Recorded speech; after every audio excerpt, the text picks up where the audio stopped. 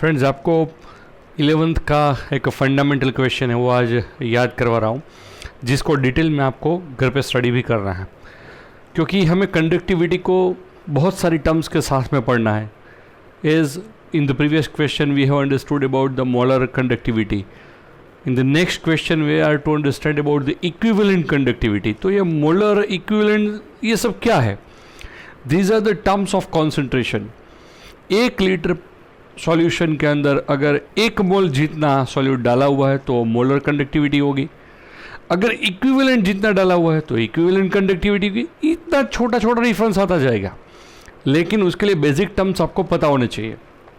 मैं आपको इसे थोड़ा सा रिपीट करवा रहा हूँ, लेकिन आपको लास्ट स्टैंडर्ड का 11th का चैप्टर सॉल्यूशन जो है उसमें से सॉल्यूशंस की ये कॉन्सेंट्रेशन की सब टर्म को बराबर याद रखना है.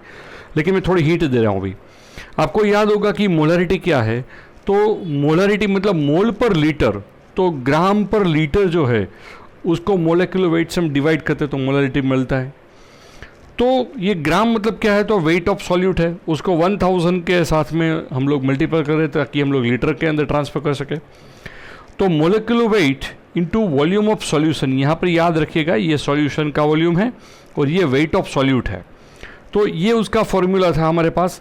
एक्चुअली ये ग्राम पर लीटर है तो ये ग्राम है और ये लीटर है, लेकिन ग्राम मतलब क्या है? तो क्या वेट और उसका मोलेक्युलर वेट को डिवाइड करना है. तो ये उसका फॉर्मूला हो गया.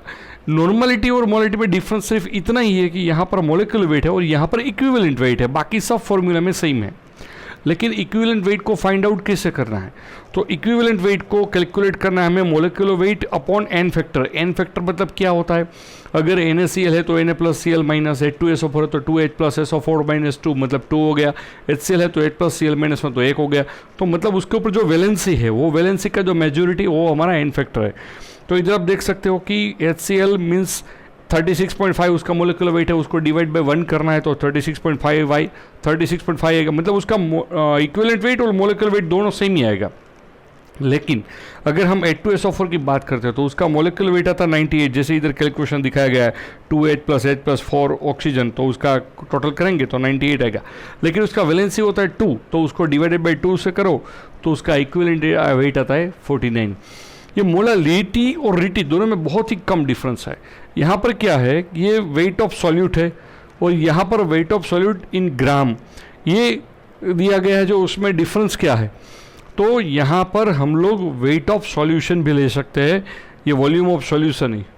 तो वहाँ पर ये वॉल्यूम है और ये वेट है. इतना ही डिफरेंस है और कुछ नहीं है. यहाँ पर हम लोग मेज़र करें वो वॉल्यूम में डिफरेंस कर रहे हैं और मेज़र करें, और यहाँ पर जो है वो वेट में मेज़र कर रहे हैं. तो ये छोटी छोटी टर्म्स जो है आपको याद रखनी है, और ये आपको ये सारी की सारी 11th की जो टर्म्स है उसको याद करना है.